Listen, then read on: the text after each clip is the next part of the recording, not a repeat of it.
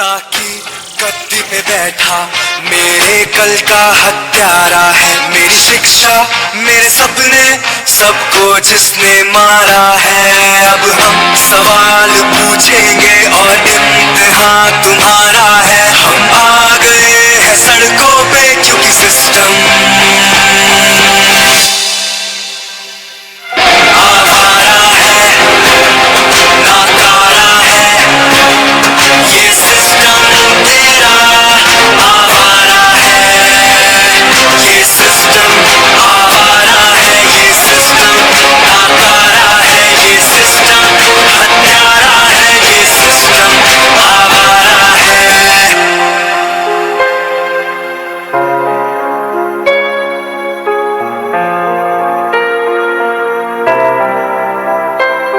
जिनके सपने चले गए, मेरे साथी मेरे अपने जो चले गए।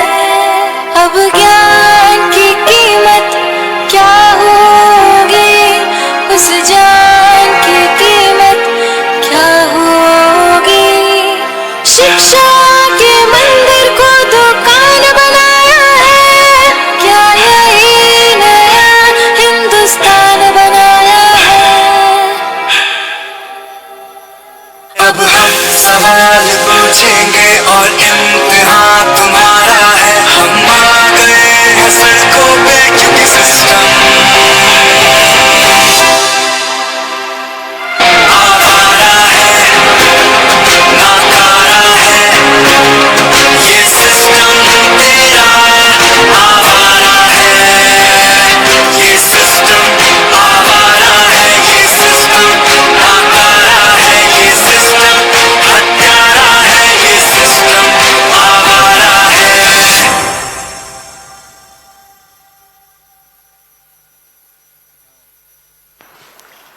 सबसे पहले मैं भारतीय राष्ट्रीय कांग्रेस की तरफ से पार्टी मुख्यालय में आयोजित इस प्रेस वार्ता में आए हुए सभी पत्रकार साथियों का, कैमरा पर्सन्स का, प्रिंट मीडिया, टीवी मीडिया और सोशल मीडिया के माध्यम से पत्रकारिता कर रहे आप सभी साथियों का बहुत बहुत स्वागत और अभिनंदन करता हूं।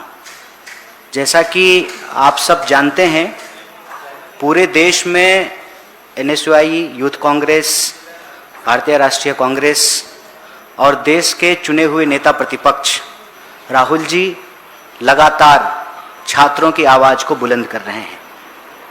और ये महीने दो महीने की बात नहीं है, पिछले कई सालों से, चाहे वो भारत जोड़ो यात्रा हो या भारत जोड़ो न्याय यात्रा हो या फिर राहुल जी के द्वारा अपने तमाम राजनीतिक क्रियाकलापों में वो शिक्षा के सवाल को, स्टूडेंट के दर्द को, जॉब के सवाल को, वैकेंसी को, परीक्षा में होने वाली धांधली को और इस देश की व्यवस्था जिसमें दो लोग खरीद रहे हैं और दो लोग बेच रहे हैं, इस व्यवस्था के खिलाफ जो इस देश के भविष्य को खोखला कर रहा है, इस देश को दीमक की तरह चाट रहा है, उस व्यवस्था के खिलाफ एक मुकम्मल जन आंदोलन कर रहे हैं, जन आंदोलनों से जुड़ रहे हैं, देश के विद्यार्थियों को, युवाओं को सुन रहे हैं, उनकी आवाज़ को उठा रहे हैं।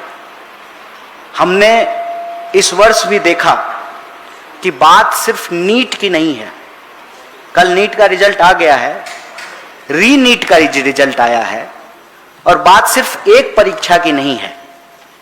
इस फेल एनटीए के राज में, इस लीग प्रधान के राज में कोई भी ऐसी एक परीक्षा नहीं है जो ठीक से आयोजित हो रही हो, कोई ऐसी वैकेंसी नहीं है जिसको ठीक से भरा जा रहा हो, कोई ऐसा डिपार्टमेंट नहीं है जहां पर वैकेंसी नहीं हो, जहां पर रिक्त पद नहीं हो, और कोई ऐसा दिन नहीं है जहां इस देश के नौजवान आत्महत्या नहीं कर रहे हो।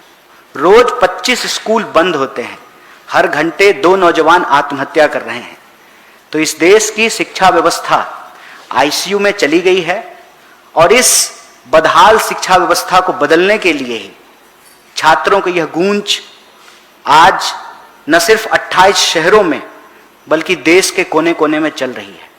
आपने देखा कि जो अभियान नेता प्रतिपक्ष ने कोटा से शुरू किया है, उसके तहत आज देहरादून में वो विद्यार्थियों से संवाद करेंगे, पेपर लीक पे चर्चा करेंगे, क्योंकि हम समझते हैं पेपर लीक होने का मतलब इस देश का फ्यूचर लीक होना, और जब देश का पीएम वीक होता है तो पेपर लीक होता है, इस देश का फ्यूचर लीक होता है।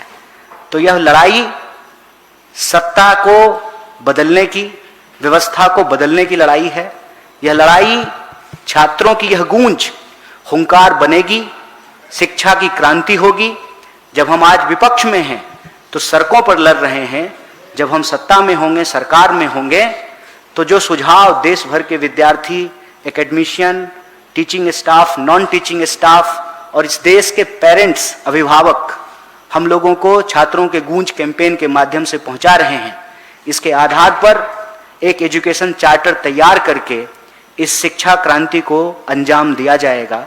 इस देश की शिक्षा व्यवस्था जो आईसीयू में पड़ी हुई है उसको बदला जाएगा। और इसी मुहिम में, इस प्रेस मीट की शुरुआत में आज हमने आप सबके समक्ष जो छात्रों की गूंज कैंपेन है उसका एंथम सॉन्ग लॉन्च किया है, जो आप सब लोगों ने देखा है। अब मैं साथी हमारे यूथ कांग्रेस के, भारतीय युवा कांग्रेस के राष्ट्रीय अध्यक्ष उदय जी को आमंत्रित करूंगा कि वो आएं और छात्रों की गूंज कैंपेन में अभी तक हमने क्या किया है इसके संबंध में आप लोगों को सूचित करें, रिपोर्टिंग करें। उसके बाद आपके जो सवाल जवाब होंगे उन सवाल जवाब के माध्यम से हम इस प्रेस मीट को आगे बढ़ाएंगे। साथी उदय जी। बहुत धन्यवाद कन्हैया जी, और सभी प्रेस के साथी जो आप अपना समय निकाल के यहाँ आए, आपका भी बहुत बहुत धन्यवाद। हम सब जानते हैं पेपर लीक जैसी बीमारी आज कैंसर बन चुकी है हमारे देश में, और इस कैंसर को फैलाने वाले और कोई नहीं है, धर्मेंद्र प्रधान मोदी जी के देखरेख में ये कैंसर फैला रहा है और देश के छात्रों का भविष्य जो है अंधकार में डाल रहा है, देश का भविष्य अंधकार में डाल रहा है। छात्रों की गूंज कैंपेन जो हमारी शुरू हुई, ये कैंपेन भारतीय राष्ट्रीय कांग्रेस, भारतीय युवा कांग्रेस, एनएसयूआई साथ मिलकर चला रहे हैं। 28 सिटीज में, 28 शहरों में ये कैंपेन हमने पायलट प्रोजेक्ट की ओर से शुरू किया था। प्रेस कॉन्फ्रेंस हुआ था। उसके बाद ये जो सिस्टम है जिसमें 90 से ज्यादा बार पेपर लीक हो गए, और इस पेपर लीक से कम 10 करोड़ से ज्यादा छात्र जो है वो प्रभावित हुए हैं, जिनके भविष्य के ऊपर जो है वो अंधेरा छाया है, उसके खिलाफ ये कैंपेन हम चला रहे थे। राहुल गांधी जी ने भी कोटा में जो छात्रों के साथ संवाद किया था उसमें सीधे सीधे बताया था जो खामियां इस देश के एजुकेशन की सिस्टम भी हैं और उसको इंप्रूव करने की जरूरत है। और पेपर लीक के खिलाफ हमारे नेता राहुल गांधी जी संसद के अंदर भी और संसद के बाहर भी पेपर लीक के मुद्दे को लगातार उठाते जा रहे हैं, और उसी सिलसिले में आज देहरादून में भी वो छात्रों के बीच पेपर लीक की बात रखेंगे। छात्रों की गूंज जो कैंपेन है वो प्रेस कॉन्फ्रेंस से, जिस तरह से मैंने कहा, वो शुरू हुआ। उसके बाद हमने स्टूडेंट्स के साथ इंटरेक्शन किया, उनके साथ एंगेजमेंट किया। ये एंगेजमेंट कॉलेजेस में, यूनिवर्सिटीज में जाकर, कोचिंग सेंटर्स में जाकर, लाइब्रेरीज में जाकर, मैराथन्स जैसे इवेंट्स अरेंज करके, स्पोर्ट्स इवेंट्स अरेंज कर छात्रों से हम संवाद करते हैं और उनको कहते हैं कि अगर आप इस कैंपेन में और पेपर लीक के खिलाफ जो हम लड़ाई लड़ रहे हैं उसमें जुड़ना चाहते हैं तो एक मिस कॉल नंबर कर या फिर जो बार कोड है उसको यूज कर आप रजिस्ट्रेशन कीजिए, और वो रजिस्ट्रेशन करके वो इस कैंपेन में हमारे साथ जुड़ते हैं। उसके बाद वीकेंड, हफ्ते में 2-3 प्रोग्राम्स होते हैं, हर एक शहर में होते हैं, जो 28 सिटीज हैं। उसमें प्रोग्राम्स में हम संविधान संवाद करते हैं, उसमें टाउन हॉल मीटिंग्स करते हैं, उसमें मार्चेस करते हैं, मशाल मार्च होते हैं, और ऐसे काफी प्रोग्राम्स जो होते हैं। उसके बाद हम 1 अगस्त को घेराव करेंगे, कलेक्ट्रेट घेराव करेंगे और वहां पे धरना करेंगे। हमारे सभी लोग जो स्टूडेंट्स हमारे साथ उन शहरों में जुड़े हैं और यूथ कांग्रेस, एनएसयूआई कांग्रेस के साथ ही मिलकर। और उसके बाद 1 अगस्त के बाद हमारा जो स्लोगन है, चलो दिल्ली का अगस्त 9 का, उसके साथ अगस्त 9 को सभी लोग दिल्ली में आकर पार्लियामेंट घेराव करेंगे और जो पहला फेज है छात्रों की गूंज का वो खत्म होगा। साथ ही साथ डिजिटल कैंपेन्स हैं, फाइट अगेंस्ट पेपर लीक।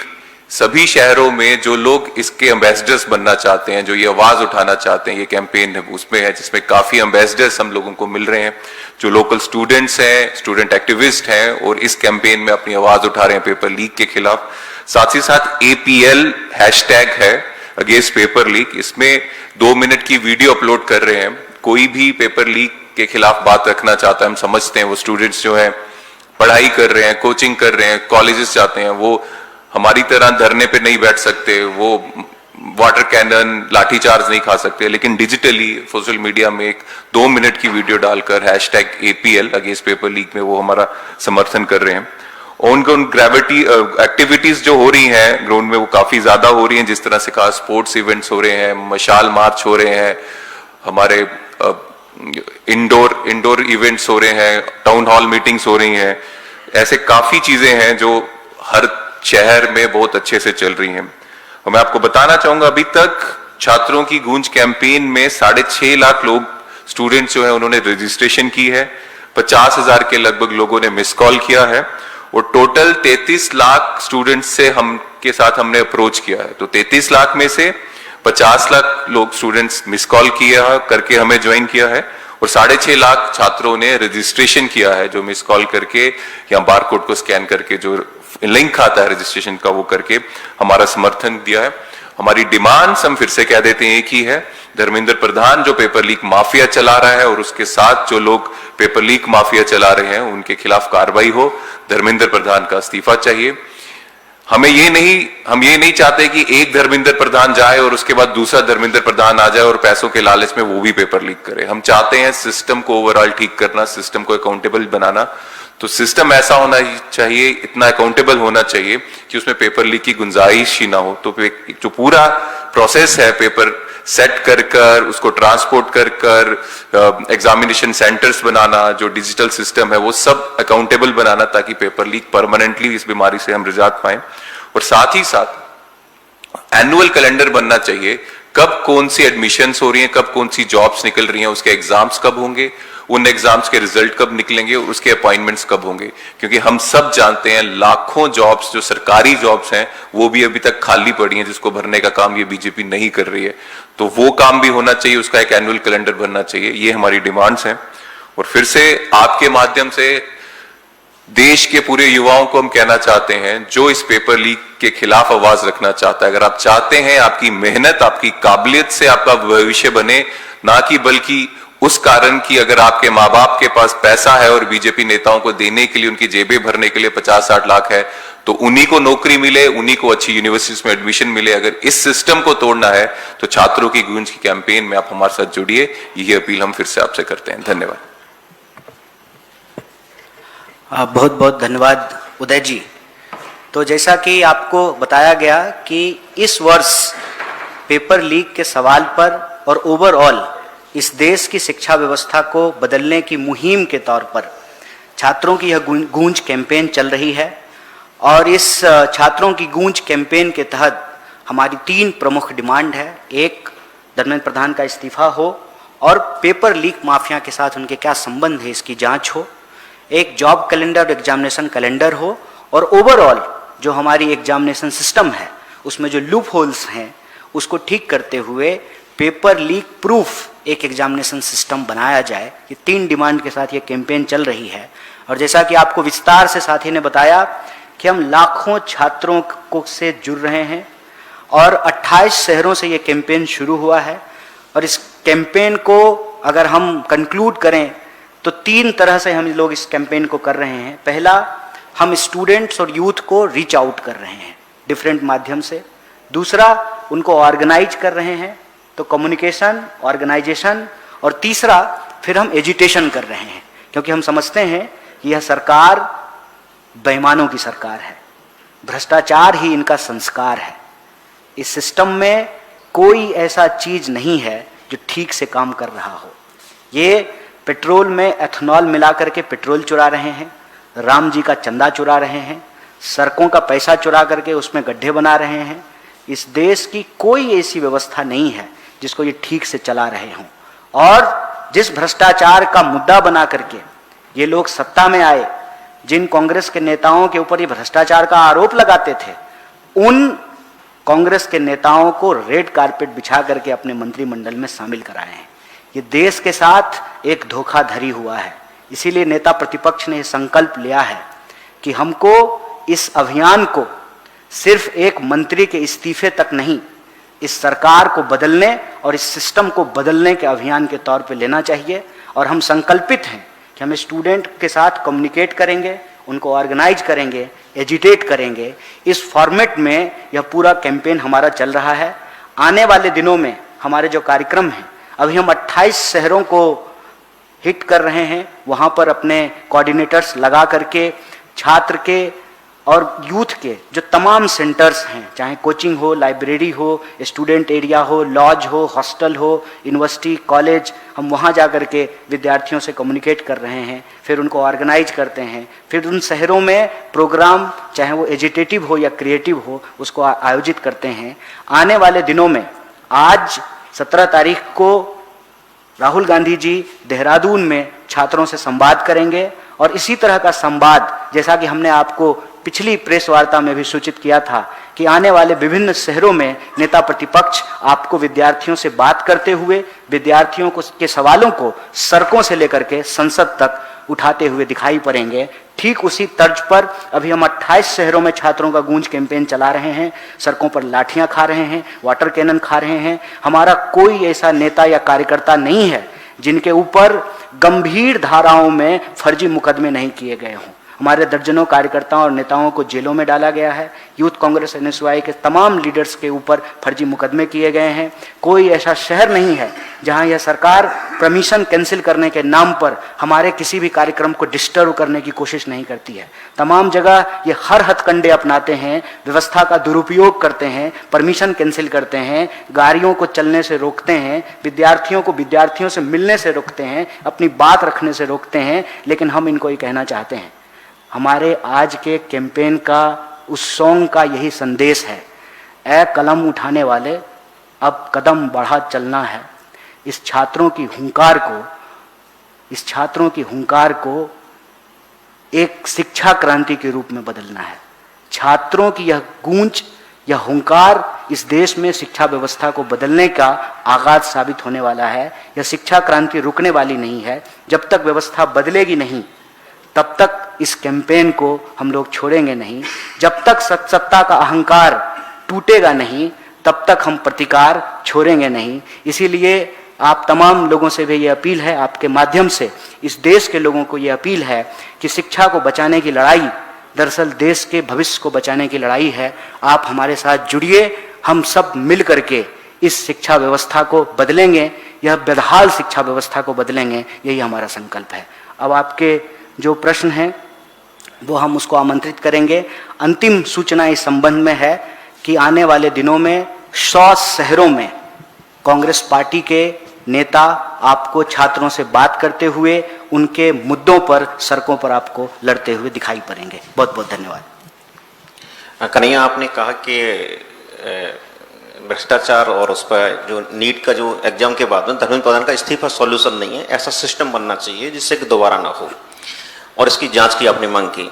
लेकिन पिछले अगर रिकॉर्ड को देखते हैं कि राम मंदिर मुद्दे की जांच वो अधिकारी कर रहे हैं जिन पर 420 की FIR कोर्ट कह रहा है, मैं नहीं कह रहा, कोर्ट कह रहा है, और कोर्ट कह रहा है उसकी जांच कौन कर रहा है? दरोगा। अभी नीट की आप जांच की कमेटी बनवा दो, उसकी कमेटी की जांच भी किसी को दे देंगे। तो सवाल ये है कि हम पेरेंट्स भी हैं, पत्रकार के साथ साथ हम पेरेंट्स भी हैं। तो सवाल ये है कि इस तरह से तो बच्चों का भविष्य ऐसे ही चला जाएगा। देखिए, अव्वल तो आपके इस सवाल का बहुत शुक्रिया, लेकिन हम बार बार कहते हैं कि हमको चाहे स्थिति कितनी भी निराशाजनक क्यों ना हो, उम्मीद का आसरा नहीं छोड़ना चाहिए।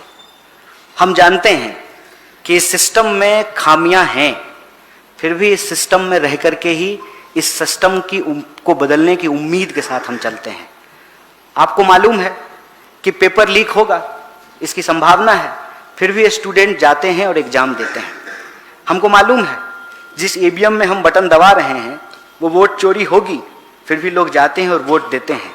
और गलती से मान लीजिए अगर विपक्ष का कोई MP MLA जीत जाए, तब उसको जो है चढ़ावा चोरी के पैसे से खरीद लिया जाएगा, तब भी लोग वोट देते हैं। आपको मालूम है कि चलते चलते सड़क टूट जाएगी, फिर भी आप उन सड़कों पर चलते हैं। आपको मालूम है कि कोई ऐसा दफ्तर नहीं है, थाने से लेकर के मंत्रालय तक बिना घूस दिए आपका काम नहीं होगा, फिर भी जब कोई अपराध आपके साथ होता है तो आप थाना इस उम्मीद में जाते हैं कि न्याय मिलेगी। व्यवस्था की तमाम कमियों के बावजूद इसी व्यवस्था में रहते हुए हमको इस व्यवस्था को बदलने की कोशिश करते रहना है।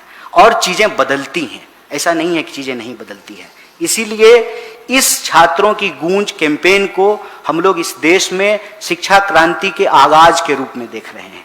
यह जो बदहाल व्यवस्था है, इस बदहाली से बाहर निकलने का रास्ता ढूंढ रहे हैं और हमको रास्ता मिलता है। जब आप जनता के बीच जाते हैं तब आपको रास्ता मिलता है।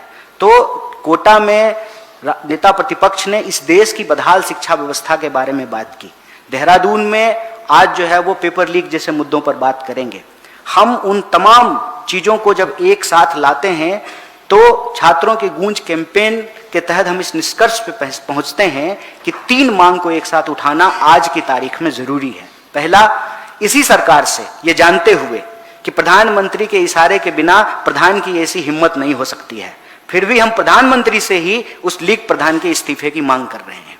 हम जानते हैं कि एनटीए इसी सरकार ने बनाया है, इसीलिए वो एनटीए को भंग नहीं करेगी। फिर भी हम एक वायबल ट्रांसपेरेंट एजुकेशन सिस्टम बनाने के लिए एक ट्रांसपेरेंट एग्जामिनेशन सिस्टम का मांग कर रहे हैं। और तीसरा, इस देश के लाखों करोड़ों विद्यार्थी आज बेरोजगारी से परेशान हैं। आत्महत्या एक बड़ा सवाल है। हर दिन 25 स्कूल बंद हो रहे हैं। तो हम चाहते हैं कि एक एग्जामिनेशन कैलेंडर हो, एक जॉब वैकेंसी का कैलेंडर हो, तभी जाकर के हम कोई अकाउंटेबिलिटी तय कर पाएंगे। आपकी निराशा जहां से पैदा हो रही है उसका मूल कारण यह है कि आज इस सरकार में कोई भी अकाउंटेबल नहीं है। आप देखिए, पेट्रोल में एथेनॉल का मामला है और सड़क परिवहन मंत्री बयान दे रहे हैं और पेट्रोलियम मंत्रालय की तरफ से कोई बयान नहीं आता है। विदेश का कोई मामला होता है तो गृह मंत्री बोलते हैं, गृह मंत्री से संबंधित कोई मामला होगा तो रेल मंत्री बोलेगा, रेल मंत्री से संबंधित कोई मामला होगा तो वित्त मंत्री बोलेंगे। ये एक अजीबोगरीब स्थिति है। और ये अजीबोगरीब स्थिति इसलिए बन गई है कि लंबा लंबा जो छोड़ने वाले, जुमना फेंकने वाले लोग थे, उनकी बातों पे भरोसा करके इस देश के लोगों ने उनको चुना। और जब वो एक बार सत्ता में आ गए लोगों की भावना से खेल करके, तो आज उस चुनने के सिस्टम को ही समाप्त कर रहे हैं। कोई ऐसी लोकतांत्रिक संस्था नहीं है जिसका दुरुपयोग नहीं हो रहा है। ED, CD, CBI, election commission, ऐसी परिस्थिति में जनता को नाउम्मीद होने की जरूरत नहीं है। हम लाखों विद्यार्थियों के बीच जब जा रहे हैं तो हमको समझ में आता है कि ये देश के भविष्य हैं और ये अपना बेहतर भविष्य तलाश रहे हैं। और यह बेहतर भविष्य ये है कि हम एक अकाउंटेबल गवर्नमेंट बनाएं, क्योंकि अकाउंटेबल गवर्नमेंट से ही, सरकार बदलने से ही सिस्टम बदलने की शुरुआत होती है। इसीलिए एक छोटा छोटा कदम बढ़ा करके हम मंजिल तक बढ़ेंगे।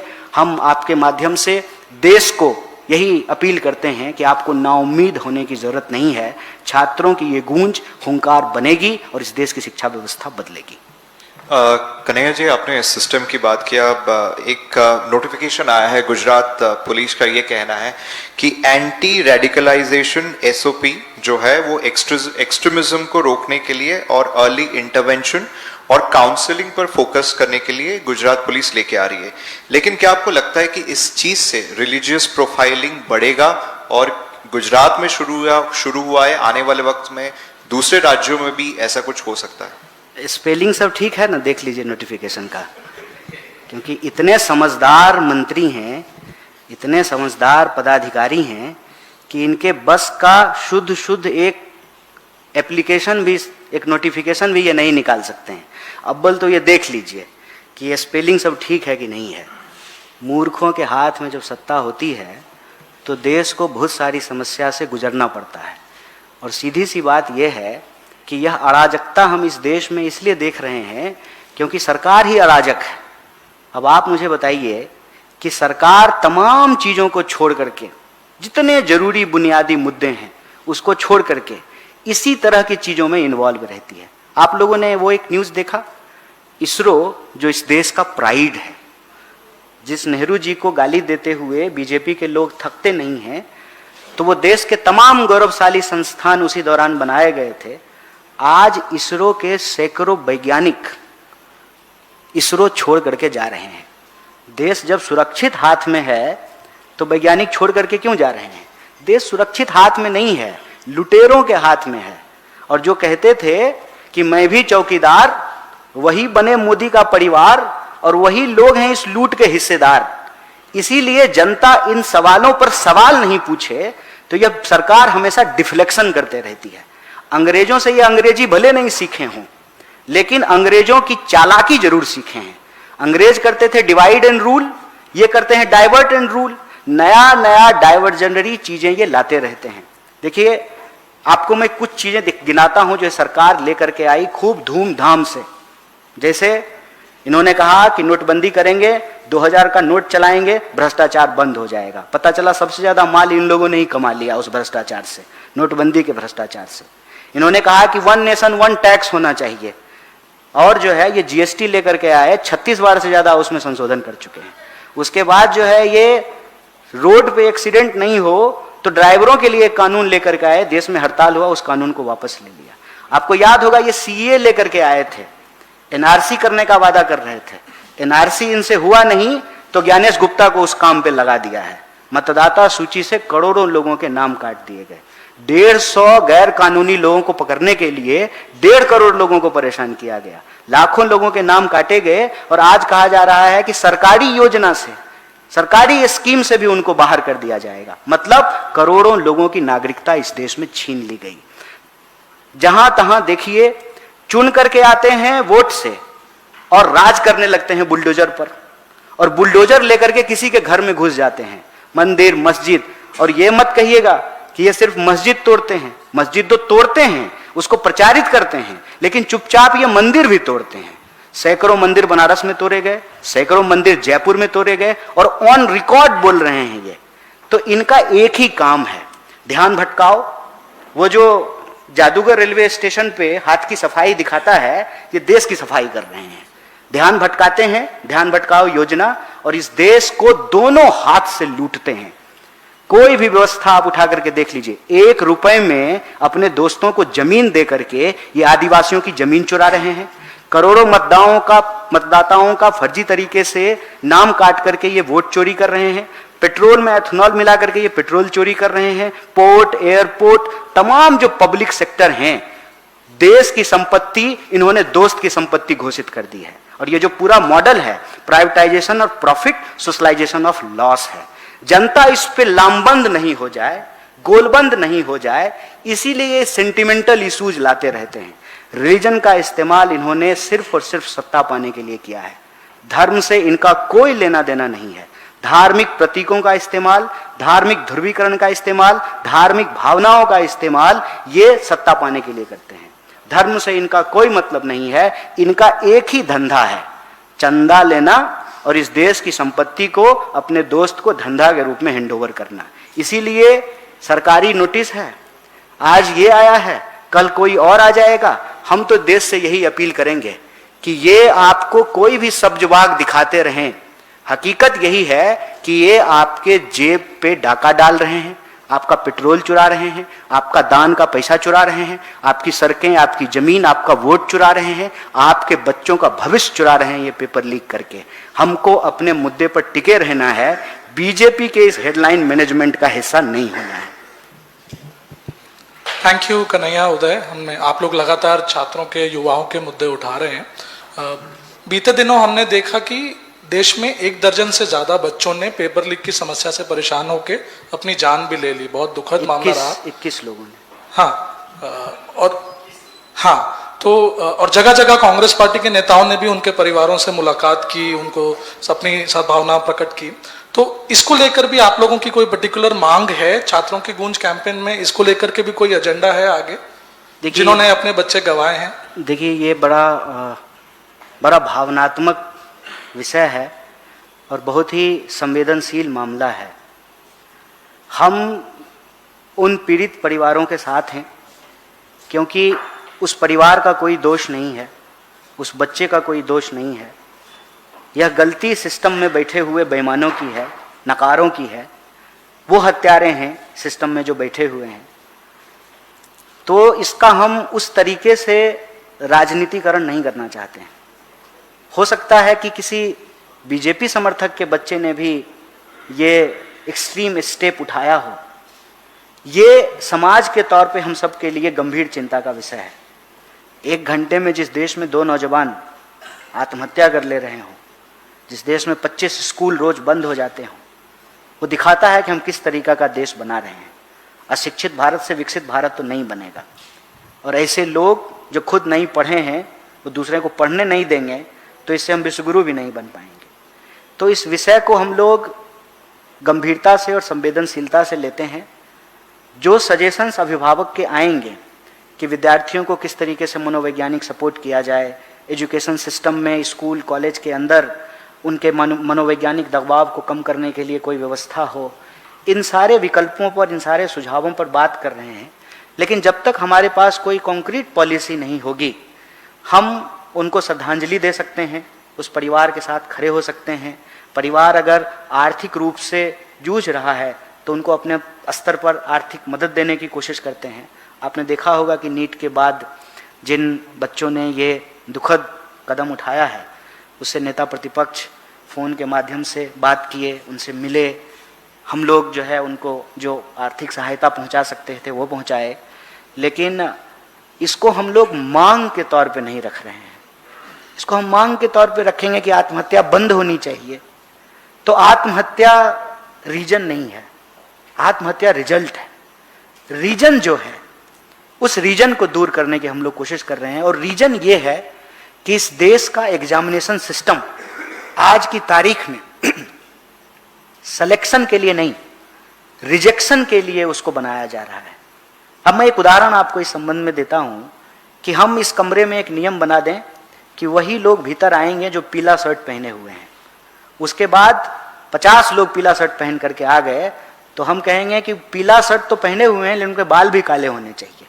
आप देखेंगे इस देश के एग्जामिनेशन सिस्टम में इसी तरह का अजीबोगरीब प्रश्न और नियम लाए जाते हैं। आपने देखा होगा एग्जामिनेशन सेंटर के बाहर विद्यार्थियों को ऐसे चेक करते हैं जैसे उसके पास कोई असला बारूद हो। अरे उनको पकड़ो ना, जो पेपर सेट करते हुए पेपर बेच दे रहे हैं, लेकिन आप विद्यार्थी को उस तरीके से पकड़ रहे हैं। तो चोरी जब चरित्र बन जाए, भ्रष्टाचार जब संस्कार बन जाए, तो ऐसे वक्त में जो हमारे मासूम हैं उनकी जान की चिंता सरकार को नहीं है, हमको है। जब तक हमारे पास कोई कॉन्क्रीट डिमांड नहीं हो, और डिमांड सरकार से नहीं, सॉल्यूशन के तौर पर एज ए ऑर्गेनाइजेशन हम इसमें क्या कर सकते हैं, जब तक अभी जो कर पा रहे हैं वो कर पा रहे हैं, लेकिन वो काफ़ी नहीं है, तब तक हम इसका राजनीतिकरण नहीं करना चाहते। कन्हैया जी, मेरा सवाल है, जवाहर यूनिवर्सिटी के 38 बिल्डिंगों को अवैध बताकर तोड़ने का आदेश दे दिया गया है। वो भी छात्रों का मुद्दा है, 3000 बच्चे वहाँ पढ़ते हैं, उन्हीं बिल्डिंगों में पढ़ते हैं। इस पर कांग्रेस पार्टी और आपकी क्या राय है? मेरी राय बिल्कुल स्पष्ट है। यह सरकार धीरे धीरे समाज को ऐसा बनाना चाहती है कि भाजपा के दफ्तर के अलावा इस देश में कुछ भी वैध नहीं रहेगा। भाजपा के नेताओं का टैटू अगर आप हाथ में बनाए होंगे तब आप इस देश के नागरिक माने जाएंगे। भाजपा की सदस्यता आपकी होगी तब आप जो है नागरिक माने जाएंगे। भाजपा का दफ्तर जो है वो वैध है, बाकी सब कुछ अवैध घोषित कर देंगे। ये क्यों? क्योंकि इस व्यवस्था को आप समझिए, जिस धड़ल्ले से इस देश की सीमेंट कंपनियां, पावर कंपनियां, पोर्ट, एयरपोर्ट, जमीनें, खेत, खदान, जंगल सब हैंडओवर किया गया है 2-3 मित्रों को, उसमें ये कौन सी व्यवस्था बना रहे हैं, इसमें हमको अब कोई दो राय नहीं है। हम समझते हैं कि सारे जन आंदोलनों का आज की तारीख में ये विकल्प होना जरूरी है कि हमको ये व्यवस्था बदलनी है, और व्यवस्था बदलने की शुरुआत सरकार बदलने से है। अगर ये सरकार रहेगी तो आज आपकी बारी है, कल हमारी बारी होगी, कल उसकी बारी होगी, लेकिन बारी सबकी होगी। बारी भाजपा के कार्यकर्ताओं की भी होगी, भाजपा के समर्थकों की भी होगी, जो भाजपा का झंडा उठा करके चल रहे हैं उनकी भी होगी, क्योंकि भाजपा के कार्यकर्ताओं की भी नहीं बचेगी। भाजपा के जो नेता हैं, जो मालिक हैं, जो राजा हैं, उनके जो मित्र हैं, उनके लिए लठैती करने का काम करेगी। इसीलिए किसी भी एजुकेशन इंस्टीट्यूट के ऊपर बिल्डिंग चलाना, किसी भी पवित्र स्थल को, पूजा स्थल, उपासना स्थल के ऊपर बुलडोजर चलाना, किसी गरीब का बस्ती उजाड़ना, किसी का घर उजाड़ना, ये इस सरकार की नीयत है। इस सरकार की नजर में इस देश के जो आम नागरिक हैं वो बोझ हैं। इसीलिए तो बताइए, ये कितनी दुखद बात है कि एक न्यायालय में न्यायाधीश महोदय ने भी कह दिया कि एक बार वोट नहीं देंगे तो क्या होगा, एक बार वोट नहीं देंगे तो क्या होगा। लोकतंत्र की शुरुआत यहीं से होती है कि हम सबको इक्वल वोटिंग राइट मिला है। अगर हम वोट नहीं देंगे तो हमारी नागरिकता चली जाएगी, और बिना नागरिक के इस देश में हमारी क्या हैसियत होगी, हमारे क्या अधिकार होंगे। आज हम इस मुहाने पे आकर के खड़े हैं, इसीलिए हम आपके माध्यम से यह अपील करना चाहते हैं, कांग्रेस पार्टी को देश के भीतर होने वाले किसी भी अन्याय को लेकर के कोई शक या संदेह नहीं है मन में। खुले तौर पे जहां कहीं भी अन्याय होगा हम उस अन्याय के खिलाफ खड़े हैं, और आज से नहीं खड़े हैं, 1 दशक से ज्यादा हो गए हैं इन सवालों पर लड़ते हुए। आज इससे जो भी पीड़ित हैं अपने बारी का इंतजार मत कीजिए, आइए मिल करके इस सरकार को बदलने से सिस्टम बदलने की शुरुआत करते हैं। आज आपका विश्वविद्यालय तोड़ा गया है, आपका कॉलेज तोड़ा गया है, कल किसी और का कॉलेज तोड़ा जाएगा। जो ये ईडी से डराने, पुलिस से धमकाने, बुलडोजर चलाने, लोगों के अधिकार छीनने, वोट काटने, नागरिकता छीनने का परिपाटी है, ये अंततः इस देश को गुलाम बना करके छोड़ेगी। इसीलिए नागरिक अधिकारों को बचाने के लिए वोट का अधिकार बचाना, पढ़ने का अधिकार बचाना, स्वास्थ्य का अधिकार बचाना, सड़क पर सुरक्षा के साथ चलने का अधिकार बचाना, दरअसल इस देश को बचाने की सबसे बड़ी चुनौती है और सबसे बड़ा सवाल है। Thank you so much.